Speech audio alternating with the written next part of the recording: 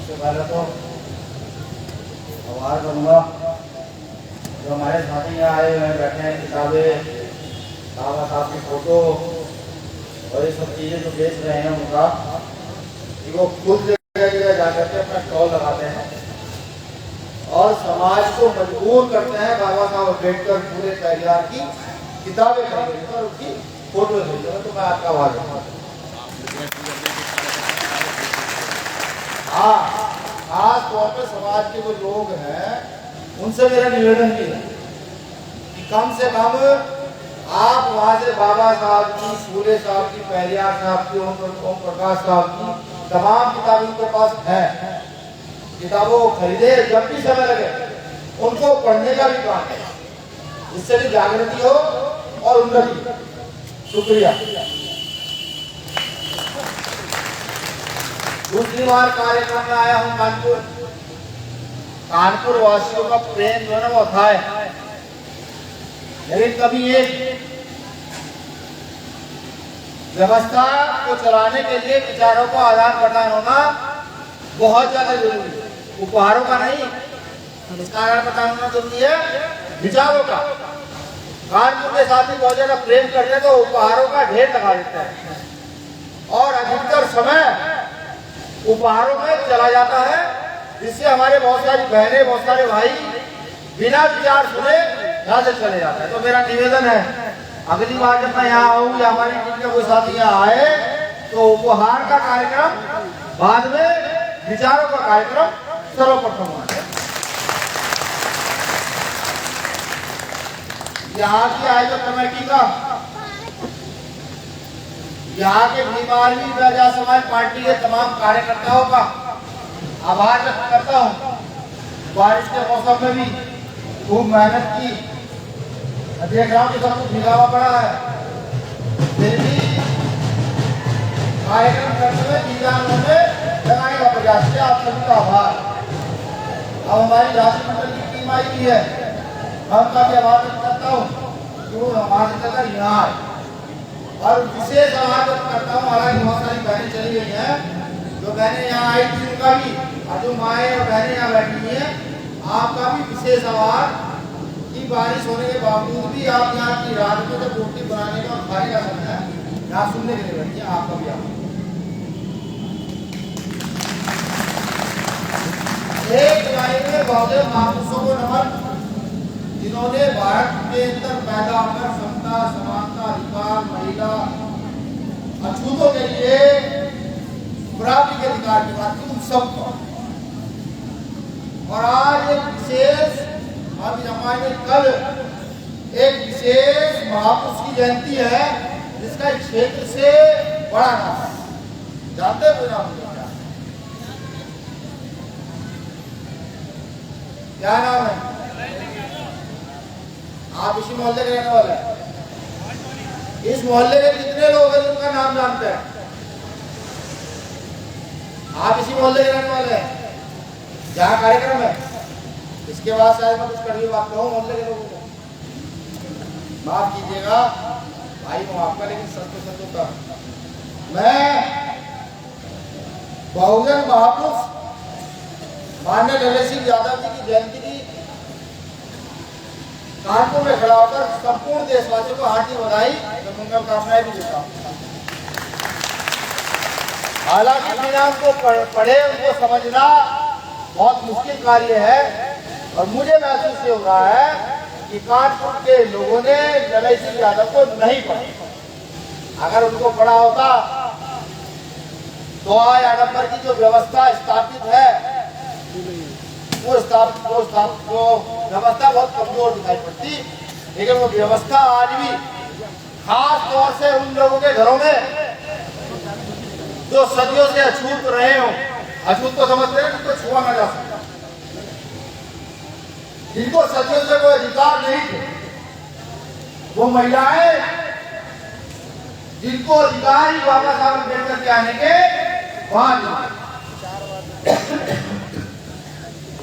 उनके घरों में भी आज मनोवाद का बड़ा बोलबाला, व्यवस्था परिवर्तित हो रही है, सुधार धीरे धीरे आ रहा है, परिवर्तन अवश्य अभी हमारे साथी कह रहे थे बिहार में बहुत सारी तारीखों की ये सब कुछ बढ़ावा होगा।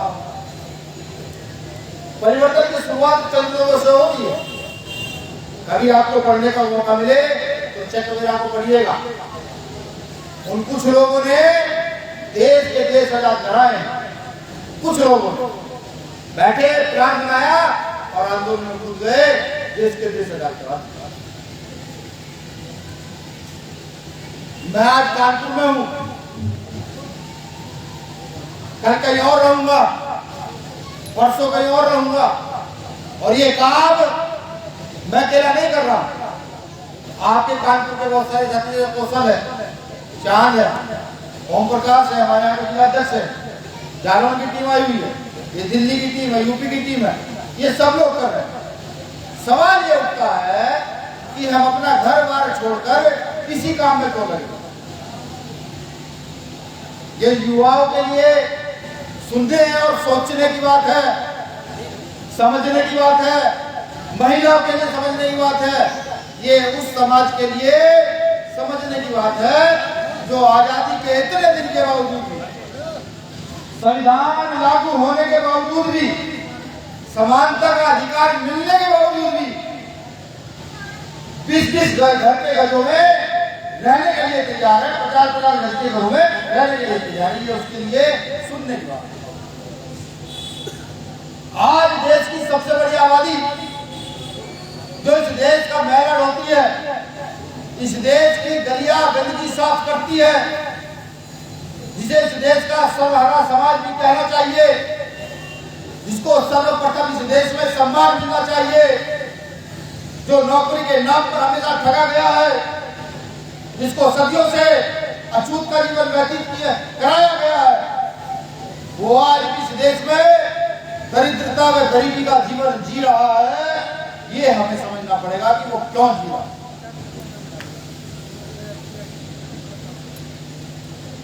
एक कहावत है, सही याद नहीं आ रही, कौन सी कहावत है जो लोग रास्ते खाते हैं? हाँ, जो अधिकारों के लिए नहीं लड़ पाते वो लोग लाशें उठाते हैं। ये मैं आप ही को क्यों कह रहा हूं? क्योंकि मैं उस परिवार में जन्मा हूं जिस परिवार ने ये सारा शोषण सदियों से सहा है। सिर्फ एक बात कहता हूं कि बहुत हो चुका है, अब इससे ज्यादा अत्याचार नहीं हो सकता कि मूछे रखने पर हत्या, अच्छे कपड़े पहनने पर हमारी बेटियों के कपड़े उतार दिए जाते हैं, पानी पीने पर हत्या, बोलने पर हत्या, यहां तक कि सामने खड़े हो जाने पर सवाल पूछने पर हत्या। ये लगातार भारत के अंदर हो रहा। ये वो चीजें हैं जो जीने के लिए चाहिए, स्वाभिमान से जीने के लिए चाहिए, लेकिन भारत में हम सब लोगों के लिए ये हो रहा है कि जब भी हम मान सम्मान स्वाभिमान की लड़ाई को आगे बढ़ाते हैं तो हमारी हत्याएं की जा रही है। इसका दोष किस पर जाता है? लोकतंत्र के अंदर क्या बाबा साहब अम्बेडकर कहते हैं कि जिसकी जितनी संख्या वाली उसकी उतनी हिस्सेदारी, वही लोकतंत्र के अंदर वो समाज जिसका सदियों से शोषण होता है वो आज घरों में चैन से पड़ा सो रहा है। वो नहीं सोचना चाहता अपने भविष्य के बारे में, नहीं सोचना चाहता। ये लड़ाई बहुत महत्वपूर्ण है। ये लड़ाई कोई नई लड़ाई नहीं है, ये सदियों से चली आने वाली लड़ाई। आज देश के अंदर जब जब भी आप निगाह उठाकर देखते हैं, जब जब भी आप सोशल मीडिया पर देखते हैं, तो अत्याचार की घटनाएं सबसे ज्यादा इस देश के उस वर्ग की होती है, उस वर्ग पर होती है तो यह मेहनत मजदूरी, मेहनत का समाज, जिसे सदियों से शूद्र और छूत बनाकर रखा है। वो लालसा जो कभी सम्राट अशोक के समय में हमारे अंदर पैदा हुई, वो लालसा जो उससे पहले चंद्रगुप्त के समय में हमारे अंदर पैदा हुई, वो लालसा हमारी कहां मर गई ये समझ नहीं।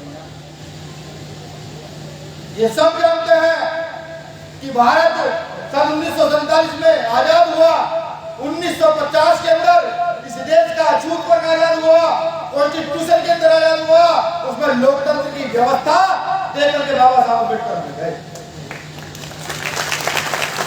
और ये भी जानते हैं कि लोकतंत्र का मतलब है इस अंगूठे से आप अपना राजा इस देश में स्थापित कर सकते हो। लेकिन ना जाने क्यों ये मेरा समाज जो बहुसंख्यक है, जो जागने के लिए तैयार नहीं है, आखिर क्यों हम घर से निकलकर गली चौक चौराहे पर मोहल्लों में जा के छोटी मीटिंग क्यों नहीं करते, तो समाज के लोगों को नहीं समझाते या बाबा साहब अम्बेडकर के मूवमेंट की ओर चलते हैं इस आडंबर और पाखंडवाद के खिलाफ। इतिहास पढ़िए, इतिहास पढ़िए, किसी भी इतिहास के अंदर ये कभी नहीं है कि जिस समाज का राजा हुआ है उस समाज पर कभी अत्याचार हुआ हो, कभी नहीं। तो ये समाज जो दिन के दिन राजा बन सकता है, जो इस देश की व्यवस्था को चला सकता है, जो क्यों सोया, इसको जागना चाहिए, जागना चाहिए। उदाहरण दूंगा कि मैं आया, बहुत सारे साथी जय जयकार कर रहे थे, चारों ओर से फूलों की वर्षा, घरों से अच्छा लगा, हाथ जोड़े, सबने आशीर्वाद दिया, लेकिन वो सिर्फ मेरे ऊपर फूल डालने के लिए थे, मुझे सुनने के लिए नहीं थे। क्योंकि उनको पता था कि जो मैं सुनाऊंगा शायद उनको बुरा लगे, जो जिस व्यवस्था में वो मेरी बहनें हैं, मेरे भाई हैं, उस व्यवस्था के लिए वो बुरी बात हो तो उनको यहाँ आना पसंद नहीं आता। कुछ मेरे नौजवान साथी जो खूब चीख चिल्ला रहे थे कि मैं यहाँ आया तो बहुत संकट थी, फिर उन्होंने सोचा कि अब भाषण सुनना पड़ेगा, अब ना जाने ये अध्यक्ष आए हुए हैं, ये कहाँ की बात करेंगे, तो एक एक दो करके इस पार्क से बाहर का रास्ता उन्होंने इस तरह से व्यवस्था परिवर्तन ना तो कभी हुई है ना आगे हो पाए। अगर आप ये सोचते हैं कि भीम आदमी के चक्रों इस व्यवस्था को परिवर्तित कर देंगे या जो हमारा राजनीतिक दल है उसके चक्रों इस व्यवस्था को परिवर्तित कर देंगे, तो यह असंभव कार्य है, बिल्कुल असंभव कार्य है। मैं चीख चिल्लाकर पूरे बड़े मंच से कहता हूँ, बिल्कुल कहता हूँ, जिसको हमसे परेशानी हो, हम का मतलब भीम आर्मी के लोगों से परेशानी हो, हम का मतलब भाई चंद्रशेखर आजाद के काम पर शक हो, वो आए सवाल पूछे। याद भाई मुझसे ज्यादा महत्वपूर्ण बात है ये परवारी जी, अन्य को सवाल मुझसे ज्यादा महत्वपूर्ण बात है। नहीं आप रहने तो जहाँ बैठा रहना। वो आए सवाल पूछे हमसे, समाज के व्यक्ति के लिए लगता हो कि जिस दिन से मूवमेंट में हम लोग उतरे हैं, कहीं रत्ती भर हमने 1% गद्दारी करने का काम किया हो या किसी मामले में पूरे सरकार को लाने का काम करना हो, पूछे हम। अगर समाज को यह लगता है कि नहीं भीम आर्मी का प्रत्येक कार्यकर्ता जब अन्याय होता है तो लड़ता है, जब किसी बेटी के साथ गलत होता है तो लड़ता है, जब भाई के साथ गलत होता है तो लड़ता है, तो मैं ये पूछना चाहता हूँ अपने समाज के लोगों से जिसमें मेरा जन्म हुआ कि वो बुद्धिजीवी वर्ग, वो बहने, वो समाज जो झाड़ू लगाता है, वो समाज जो नौकरी करता है, वो समाज जो बिजनेस करता है, कि वो हम लोगों से जुड़ना क्यों हम लोगों से दूरियां बनाकर रखना चाहते हैं। बाबा साहब के अधिकार से पढ़े लिखे लोग हैं, ये यहाँ की सरकारें, मौजूदा सरकारें, विधान ये सावरकर की औलादे जिन्हें आरएसएस कहा जाता है, ये भी जानते हैं कि ये भीम आर्मी के लोग, डॉक्टर बाबा साहब अम्बेडकर के लोग पढ़े लिखे लोग हैं, हल्के लोग नहीं है। ये व्यवस्था परिवर्तन करने निकले हैं। मेरे बाप ने व्यवस्था परिवर्तन की, इसका नाम साहब काशीराम था। मेरे बाप ने व्यवस्था परिवर्तन की, 5000 साल पुरानी व्यवस्था, जिसका नाम डॉक्टर बाबा साहब अम्बेडकर था। मेरे बाप ने व्यवस्था परिवर्तन की, जिसका नाम फूले साहब था। मेरी माता सावित्रीबाई फुले ने व्यवस्था परिवर्तन। ऐसे न जाने कितने नाम है जो अकेले चले और इस व्यवस्था को परिवर्तन कर दिया, मनोवादी व्यवस्था को रखा। आज दुख होता है ये सोचकर कि जो शोषित जातियां हैं, मेरे कहने का तात्पर्य समझिएगा, जो शोषित जातियां हैं जिनकी संख्या बहुसंख्यक इस देश के अंदर है, जो एक वर्ग से आती है, जिनका काम एक है, जिनके चंद लोग डेवलप होकर आगे चले गए, जो आज भी शोषण की मार झेल रही है, जिनकी गलियां आज भी कच्ची है, जिनकी गलियों में घुसोगे तो आज भी छोटे छोटे रास्ते, कि उनकी ये दुविधा आखिर दूर कब हो। मैं तो चीख चीख कर जाकर उदाहरण देता हूँ, ये कौशल जब इसको कहीं भेजता हूँ काम के लिए, भाई आज तुम लोग मंदिर चले जाओ, पर पैसे होना हो, ट्रेन में बैठ कर चला जाता है और कहीं भी पढ़ करके सो जाता है, कहीं भी। ये मूवमेंट का तरह लिख दिया दुनिया। मैं सोचता हूँ कि अगर मेरा समाज जो सुबह से शाम तक काम करता है और शाम को सिर्फ अगर चाहे वो आधा घंटा यानी कि 30 मिनट निकाल ले मूवमेंट के लिए और जाए गली घर मोहल्लों में और जाकर के बताए कि हमारा उत्थान कहीं से हो सकता है तो डॉक्टर बाबा साहब अम्बेडकर के संविधान से हो सकता है और बाबा साहब अम्बेडकर की व्यवस्था से, क्या परिवर्तन नहीं होगा? क्या व्यवस्था परिवर्तित नहीं होगी? आज आरएसएस के लोगों की सरकार है, उनकी हत्याएं होती है, उनके बलात्कार होते हैं, उनको मारा पीटा जाता है? नहीं मारा पीटा जाता। ये सब काम आज हमारे साथ, और वो चंद लोग हैं और हम बहुत संख्या कितने सारे इस देश के अंदर लोग हैं। समझिए, सोचिए, अपनी जिम्मेदारी जानिए। ये जो कुर्सी पे बैठने का अधिकार जो मुझे यहाँ पर खड़े हो गए इतने सोफे पर जो आपने बिठाए थे, जो मारा गई और इतने ज्यादा वो मार दिए, अगर बाबा साहब अम्बेडकर ना होते तो जिस वाणी में मैं बोल रहा हूँ अब तक तो मेरे मुंह में सीखा पिघलाकर गिरा जाता। प्रयास कीजिए, जो लोग समझदार हैं निरंतर प्रयास कीजिए, बाबा साहब अम्बेडकर की व्यवस्था को स्थापित करने का प्रयास कीजिए। आडंबर की व्यवस्था से बाहर निकलिए, कुछ नहीं होता आडंबर, बिल्कुल कुछ नहीं होता आडंबर। जो घी हम इधर उधर खर्च करते हैं उन्हें बच्चों को खिलाइए, इनकी सेहत बनेगी, इनके दिमाग में तेजी आएगी, ये पढ़ने में तेज होंगे। लेकिन नहीं, हमारी माएं इतने अंधविश्वास में है कि वो सोचती है कि ना जाने अगर मैं ये काम नहीं करूंगी तो शायद मेरे बेटे को कुछ हो जाए। वो ये सोच, मैं भी आपकी का बेटा हूं, कुछ नहीं करता और बोलता हूं उनके खिलाफ, तब भी कुछ नहीं होता और शरीर का वजन बढ़ता जाता है, क्योंकि फालतू चीजों में दिमाग नहीं रखता। तो निवेदन करता हूं तमाम यहाँ बैठे साथियों से कि अब समय बहुत विपरीत चल रहा है, जहां आरएसएस के लोग इस देश के अंदर भारतीय संविधान की धज्जियां उड़ा करके अपनी व्यवस्था लागू करना चाहते हैं। कौन सी व्यवस्था लागू करना चाहते हैं ये नहीं बताऊंगा, और अगर हम लड़ना छोड़ देंगे तो वो व्यवस्था लागू। अभी प्रयागराज के अखबार के अंदर खबर छपी कि बहुत जल्द इस देश को हिंदू राष्ट्र बनाया जाएगा और इस देश के अंदर कानून जो होगा वो मनुस्मृति का कानून होगा और अन्य धर्मशास्त्रों का कानून होगा। बहुत सारे लोग खुश हुए, बहुत सारे लोगों ने ताली बजाई, बहुत सारे लोगों ने कहा कि अब इस देश का उद्धार हो जाएगा।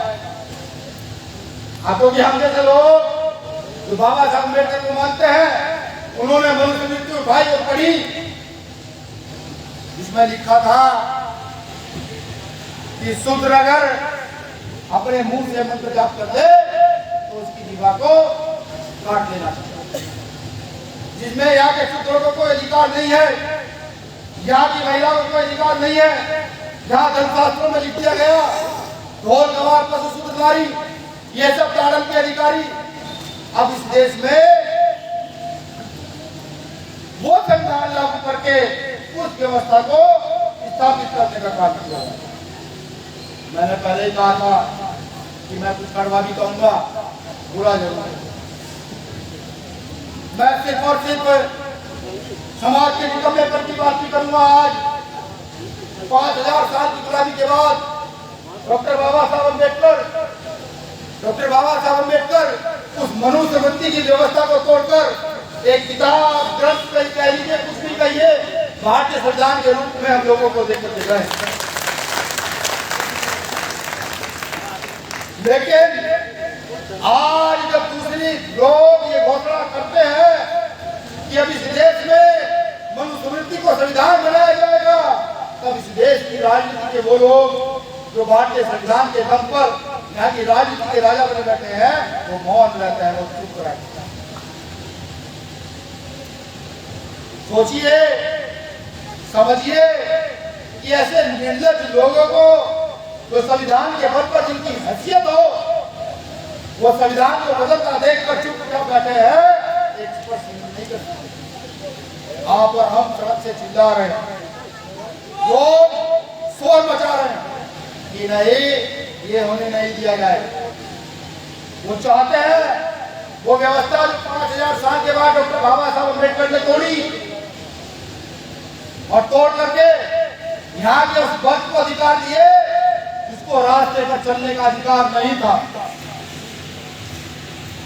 ये सोचना चाहिए कि बाबा साहब अम्बेडकर ने कोई व्यवस्था तोड़ी जिसको रास्ते पर थूकने का अधिकार नहीं था, जिसको पानी पीने का अधिकार नहीं था। उस वर्ग को ऊपर उठाया, और वो वर्ग अगर आज आवाज भी नहीं उठा सकता तो ऐसे वर्ग को क्या कहना चाहिए? ये मुझसे बेहतर तो आप लोग ये क्या है? ये महापुरुषों ने कहा है कि इतिहास टकराने वालों का लिखा जाता है, तलवे जानने वालों का। ये क्या है? जिस दिन इस देश का इतिहास लिखा जाएगा, उस दिन भीम आर्मी का नाम स्वर्ण अक्षरों में लिखा जाएगा कि भीम आर्मी के लोग लड़ रहे थे, मर रहे थे, जेल जा रहे थे, लेकिन डर नहीं रहे थे अपने अधिकार के। और जो राजनीति के लोग आज विधानसभा और संसदों में सिर्फ अपने स्वार्थ कारण बैठे हैं, उनका नाम गद्दारों में होगा कि जब ये देश टूट रहा था, जब अधिकार लुट रहे थे, तो ये लोग रोटी के कमरे में खड़े होकर के आनंद। पिछले 1 महीने से उत्तर प्रदेश के अंदर प्रशासन के लोगों ने सरकार के इशारे पर भीम आर्मी के कार्यकर्ताओं पर न जाने कितनी जगह लाठीचार्ज किया। महाराजगंज में तथागत बुद्ध की मूर्ति रखने पर लाठीचार्ज महिलाओं पर किया गया, हाथ पैर तोड़ दिए गए, और बोले उन्होंने बुद्ध पुस्तकें ढूंढ रही समाज को। अभी बदायूं की सूचना कि एक बेटी के साथ गलत होता है, उसको न्याय दिलाने के लिए भीम आर्मी के लोग जाते हैं, वहां पर उनको लाठी डंडों से पुलिस पीटती है, बिना कारण के शांति तरीके से जा रहे थे, और साथियों को धाराएं बंद करके जेल में डाल दिया। सूचना आती है भैया फिर वही गाजियाबाद के अंदर एक हत्या हो जाती है, प्रशासन को सूचित किया जाता है, कहा जाता है भाई आ जाइए और गिरफ्तारी कीजिए, प्रशासन नहीं सुन लेता। प्रशासन राजनीति के दबाव में, क्योंकि वो बेटी अनुसूचित लड़की थी ना, वो गाजियाबाद अनुसूचित जाति की बेटी थी, तो दोषी को बचाने की नाक में आता है। दोषी सवर्ण सरकारों पर लोगों को क्या, जब भीम आर्मी देखती है तो आह्वान करती है समाज के लोगों का। वहां सड़क पर 1000 लोग पहुंचते हैं, और एसएसपी, डीएम, एसडीएम सब लोग भीम आर्मी के लोगों को समझाते हैं, मुकदमा दर्ज करते हैं, और अगले ही दिन वो लोग भीम आर्मी के लोगों पर पहले मुकदमा दर्ज होता है उनके खिलाफ, इनके नाम बताने के लिए सरकार के लोग प्रयास कर रहे थे, प्रशासन के लोग प्रयास कर रहे थे। भीम आर्मी प्रशासन की मानते हुए भी अगले दिन भीम आर्मी के लोगों पर मुकदमा दर्ज कर दिया जाता है, दौड़ दी जाती है कि जेल में डाल दिया। साथ में मुझे बताया कि भैया मुकदमा दर्ज हो गया, मैंने कहा अच्छी बात है, मैं समाज के लिए लड़ोगे कुछ तो मिलेगा ना। तो लड़के मुकदमे मिल रहे हैं, मुकदमों की संख्या बढ़ती जा रही है। मेरा बताने का औचित्य क्या है, क्योंकि मेरे फेसबुक पेज को बहुत सारे प्रशासनिक अधिकारी भी फॉलो करते हैं। मेरा बताने का औचित्य यह है कि समाज पर गलत होगा, समाज के कार्यकर्ताओं पर मुकदमे होंगे तो भीम आर्मी की जनसंख्या को जानते नहीं होगा। हम लोग खुशी में इकट्ठे हो ना हो, लेकिन दुख में हम निकल के कहाँ आते हैं, ये तुम्हें बता नहीं। या तो उत्तर प्रदेश सरकार जो झूठे मुकदमे समाज के लोगों पर कर रही है उसको बंद करे, वरना ज्ञापन के माध्यम से, आंदोलन के माध्यम से हम उत्तर प्रदेश सरकार को जवाब देने का काम करेंगे। उसको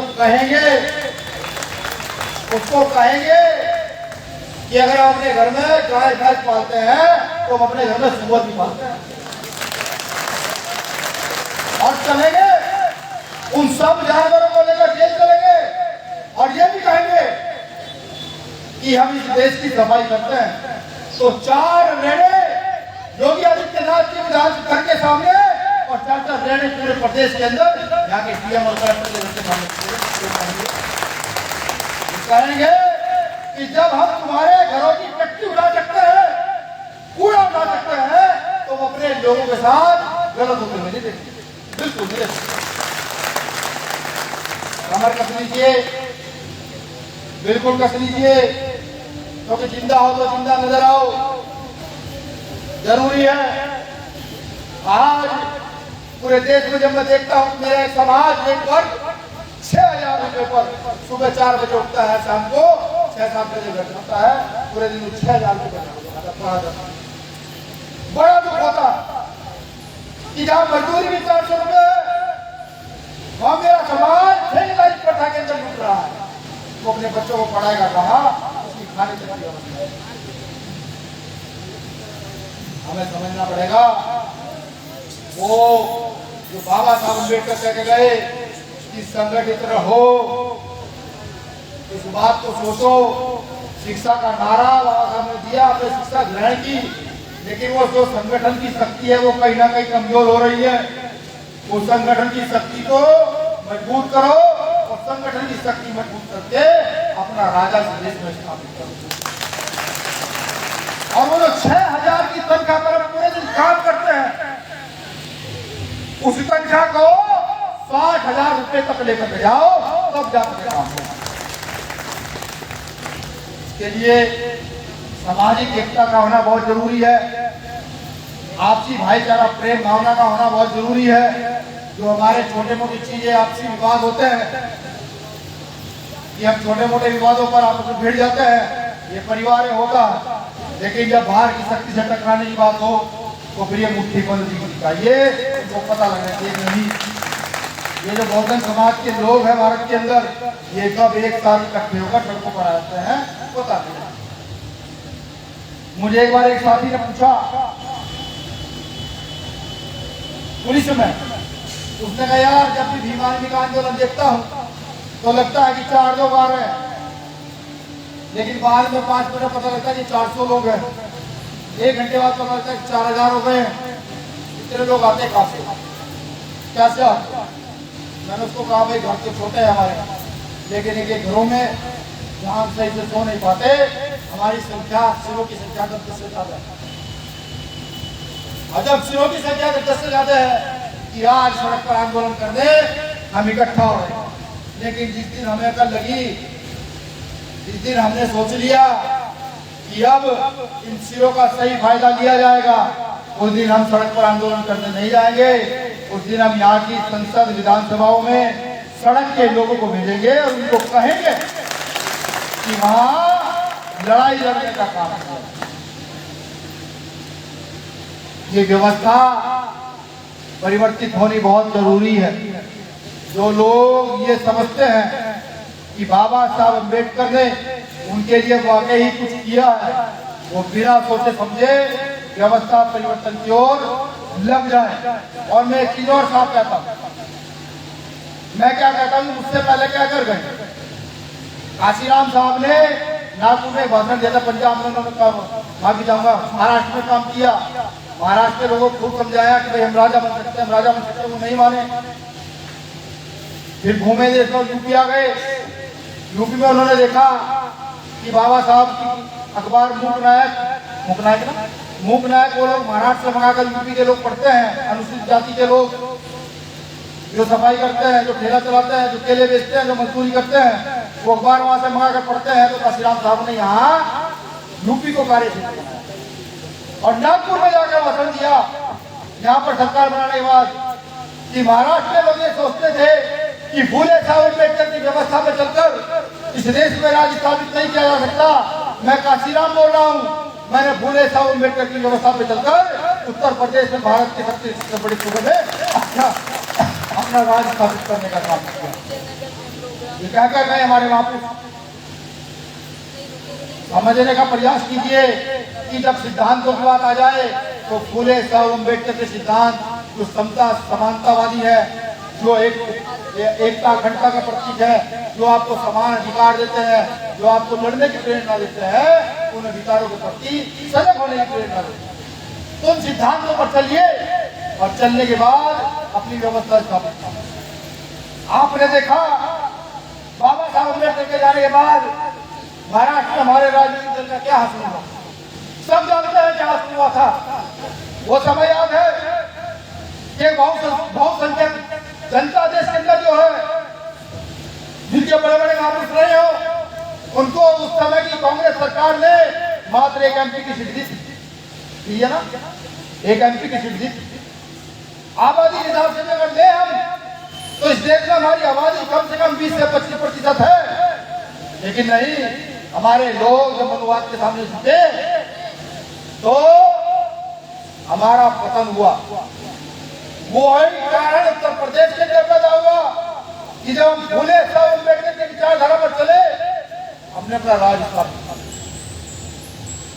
लेकिन जब नारा दिया गया कि ब्राह्मण शंख बजाएगा और हम दिल्ली जाएंगे, तो तर्क पर मनुवाद भारी हुआ, लेकिन मनुवादी व्यवस्था को चलकर हम आगे नहीं बढ़ सकते। मैं जानता हूं, बिल्कुल जानता हूं कि मैं कमा कर लाऊंगा, आटा खरीद कर लाऊंगा, उसको भूनूंगा, उसकी रोटी बनाऊंगा, कोई खा पाऊंगा। मैं अगर ये कहूंगा तो कोई देवी शक्ति या किसी उच्च जाति का व्यक्ति बिना अपने हाथ मिलाए आपके मुंह में रोटी डाल देगा तो मैं सब मिथ्या कहता हूं, झूठ है, मुझे पता है। तो समाज के लोगों से यही अपील है कि भीम आर्मी से जुड़े, कहीं गलत लगता हो भीम आर्मी के लोगों से सवाल पूछे, हमसे सवाल पूछने तो उनके जरिए हम तक सवाल भिजवाएं कि भैया हमारे सवाल है, क्या करना चाहते हैं। हम लोगों को लड़ने की ताकत और प्रेरणा दोनों दो। मैं कहता हूं अपनी बहनों से माओ से भी, ये एक बच्चा तैयार करे भीम आर्मी के लिए इस देश में अन्याय के खिलाफ से लड़ाई लड़े, बिल्कुल तैयार। जो लोग नवयुवक है जो ये व्यवस्था चला रहे हैं कि सिर्फ 2 बच्चे बनाएंगे, सिर्फ 2 बच्चे बनाएंगे, उनसे मेरा निवेदन है, भीम आर्मी के राष्ट्रीय अध्यक्ष का निवेदन है, आपके बेटे का निवेदन है कि 2 नहीं 3 बच्चे बनाए, लड़का हो या लड़की हो, एक बच्चा भीम आर्मी के नाम का जरूर बनाए। ये मेरा निवेदन। मैं शिक्षा किसने रहा हूं कि एक वो वर्ग जो संख्या में बहुत कम है, लेकिन जब हम उनके घरों में जाते हैं तो 50-50 कमरे दिखाई देते हैं। एक वो वर्ग जो संख्या में बहुत ज्यादा है, जब उनके घरों में मैं जाता हूँ तो मुश्किल से एक खाट पड़ी दिखाई देती है। ये जो अंतर है, इस अंतर को मिटाने के लिए प्रत्येक बहुजन समाज के घर से, प्रत्येक माइनॉरिटी के घर से एक बच्चे का जन्म हो तो बाबा साहब अम्बेडकर के मूवमेंट का काम करे, दूसरा कोई काम न करे। ये काम नहीं करते। लिखवा लीजिए, लिख कर देता हूँ। ये जो आज सिर्फ धर्म के नाम पर मुसलमानों को मारा पीटा जाता है, ये जो जाति के नाम पर अनुसूचित जाति के लोगों को मारा पीटा जाता है, ये जो ओबीसी के लोगों के अधिकार लगाकर खाए जाते हैं, इसको रोकना है तो जो मैंने कहा ये काम शुरू कर दीजिए। अगले 20 साल के अंदर इनकी औकात नहीं, देश का राज हमारे हाथ में औकात नहीं। इनको बताइए, इनको याद कराइए कि न्याय इंतजार करोगे तो सड़क पर खड़े हो जाएंगे, सड़क पर खड़े हो जाएंगे, भीमा कोरे गांव की तरह लड़ने के लिए सड़क पर खड़े हो जाएंगे। समाज की बात देखिए, ये समाज, जिस समाज को मैं जिस समाज से बात कर रहा हूँ, इस समाज ने व्यवस्था परिवर्तन की दिल्ली का उदाहरण दूंगा कि झाड़ू लगाने वाले लोग राज नहीं कर पाए, झाड़ू उठाने वालों ने राज कर लिया। जिन्होंने झाड़ू लगा कर सड़कों पर झाड़ू हजारों झाड़ू दी होंगी, वो राज स्थापित नहीं कर पाए, बहुसंख्यक होने के बावजूद भी। लेकिन एक व्यक्ति आया, उसने झूठी झाड़ू उठाई कंधे पर रखी और कहा कि मैं भी सफाई वाला हूँ। और हमारे लोगों ने आके बात की और हमने अब नहीं, बिल्कुल नहीं। अब तो झाड़ू लगाने वाला ही मुख्यमंत्री बनेगा, झाड़ू लगाने वाला ही प्रधानमंत्री बनेगा। ये वादा है भीम आर्मी के कार्यकर्ताओं का, और अपील भी करता हूँ भीम आर्मी के कार्यकर्ताओं से कि लगिए, तन के साथ लगिए, बाबा साहब अम्बेडकर के अधिकार के साथ लगिए। जब तक इस देश में व्यवस्था स्थापित न करते, जब तक राज स्थापित न करते, रुकने का नाम नहीं। अगर एक बात पूछा जाता है, जब काशीराम साहब पुणे के अंदर 80-90 रुपए तनख्वाह ले रहे थे, तो एक फोर्थ क्लास कर्मचारी, दीना भारत का फोर्थ क्लास कर्मचारी बाबा साहब अम्बेडकर की छुट्टी के लिए लड़ रहे। काशीराम साहब ने सोचा कैसा आदमी है, उसकी छुट्टी के लिए लड़ रहा है। काशीराम साहब ने पूछा, भाई दीना महाराज क्या बात, इतने परेशान क्यों हो? साहब बाबा साहब की छुट्टी चाहिए, अधिकारी नहीं दे रहा है।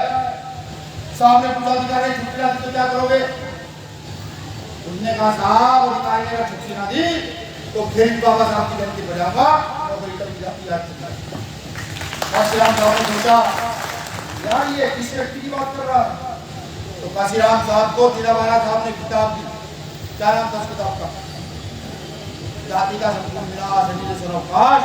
और साहब काशीराम साहब ने वो किताब आपको ना जाने कितनी बार पढ़ी, ना जाने कितनी बार पढ़ी, और सुबह ही मन बना लिया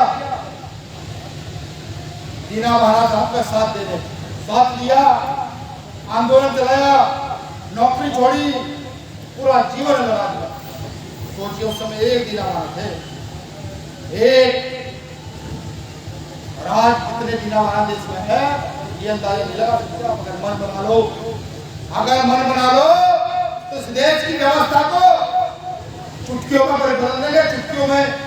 मन बना लो तो दीना महाराज साहब ने किताब देने की जो रीत चलाई थी, साहब काशीराम साहब को ये रीत चला दीजिए घर घर में, मत दीजिए कोई उपहार, बेटी घर आए, बच्चा घर आए, बहन घर आए तो उसको दीजिए उपहार में किताब, मत दीजिए कपड़े लगते, दीजिए उपहार में किताब दीजिए। एक टाइम का खाना कम कर दीजिए किताब, कहिए जो बच्चों को पढ़ा। यही जो है जो शैली की व्यवस्था हम देखते हैं इस देश में व्यवस्था परिवर्तन क्यों नहीं। हम चुनौती देते हैं, बिल्कुल चुनौती देते हैं, हम लोगों को चुनौती देते हैं जिन्होंने सदियों से गुलामी कराई कि हम इतने सारे लोग हैं बाबा साहब अम्बेडकर के, इस देश में व्यवस्था परिवर्तन करके रहेंगे। तुम्हें अगर दम हो तो व्यवस्था परिवर्तन की वो रोक कर रोक नहीं पाओगे, बिल्कुल रोक नहीं पाओगे। ये लड़ाई नए दौर की है, नए लोगों की है। आंदोलन पुराना है लेकिन लोग नए हैं, ऊर्जावान लोग हैं, क्षमतावान लोग हैं, ना डरने वाले, ना बिकने वाले, ना रुकने वाले, ना रुकने वाले। तो मुझे पूरा निवेदन है कि आज मैं यहाँ आया हूँ, जो बातें मैंने समाज के बीच में रखी हैं, समाज पर गौर दे, अपनी बुद्धि का प्रयोग करते हुए इस मूवमेंट को आगे की ओर बढ़ाए, मूवमेंट के आगे की ओर बढ़ाएगा। इस बीच एक बात और कह दूं, समाज जो है वो एक बात जरूर है, जिस समाज में जो समाज कहता है जिससे लड़ाई हो रही है कि भाई तुम सामाजिक लोग हो, तुम राजनीति की बात क्यों करते? ये मेरा समाज कहता है, मुझसे बहुत सारे लोगों ने पूछा, मैं कहता हूँ मैंने अब तक 1% राजनीति की बात की, मैंने सिर्फ वो उन अधिकारों की बात की जो मुझे चाहिए, जो मेरे समाज को चाहिए, जो बाबा साहब ने अम्बेडकर लोकतंत्र में देकर मैंने उनकी बात की। राजनीति तो मुझे करनी नहीं है, किसी की मत नहीं करनी, लेकिन हाँ बाबा साहब अम्बेडकर ने लोकतंत्र का अधिकार देकर ये कहा कि राजनीति कर सकते हो, उसे करने की। तो मुझे पूरी उम्मीद है इस बीच कुछ गलत निकला होगा, समाज के लोग माफ करेंगे, मैं जानता हूँ। और अगर लगा होगा सही कि आपका भाई आपका बेटा कुछ सही का चल गया, तो कल से लगेंगे मूवमेंट में, बीमार भी से लोगों को जोड़ेंगे और इस आंदोलन को मजबूत करेंगे। और जब भी जरूरत पड़ेगी तन मन धन के साथ, तन मन धन हमें कर देंगे, तन भी लगाओगे, मन भी लगाओगे, जरूरत पड़ेगी धन की तो वो भी लगाओगे, आंदोलन में जाओगे और मजबूती के साथ खड़े रहोगे, सरकार को दिखाओगे कि देश में लोग दिखा, तुम्हारा दूर करने वाले लोग दिखा। चंद लाइनों से अपनी बात खत्म करूंगा। लाइन पुरानी है, पिछली बार भी आया था कई थी, लेकिन लाइनों का मतलब जो ना वो समझना बहुत जरूरी है। साथियों, बुलबुल के पंजों में कभी बाज नहीं होते, बुलबुल छोटी सी चिड़िया और बाज इतनी बड़ी चिड़िया। बुलबुल के पंजों में कभी बाज नहीं होते और बुलबुलों के हाथों में कभी राज नहीं होते। बुलबुल वो ब्राह्मणवादी व्यवस्था जिसको बाबू जगदेव प्रसाद कुशवाहा 10% लोग कहते थे, मान्यवर साहब का श्रीराम साहब 15% लोग कहते थे वो बुलबुल, और बाहर 85% जनसंख्या देश की जो मेहनत कश लोग हैं, जो सर्वहारा समाज है, तो हम लोग वो बात। तो बुलबुल के पंजों में कभी बाज नहीं होते, बुलबुलों के हाथों में कभी राज नहीं होते। जिस कौम को पड़ती है सर झुका के चलने की आदत, उस कौम के सरों पे कभी ताज नहीं होते, कभी ताज नहीं होते। जय भीम, जय मंडल, जय विमान। बहुत बहुत धन्यवाद माननीय राष्ट्रीय अध्यक्ष जी का, जिन्होंने अपने विचार से हम सारे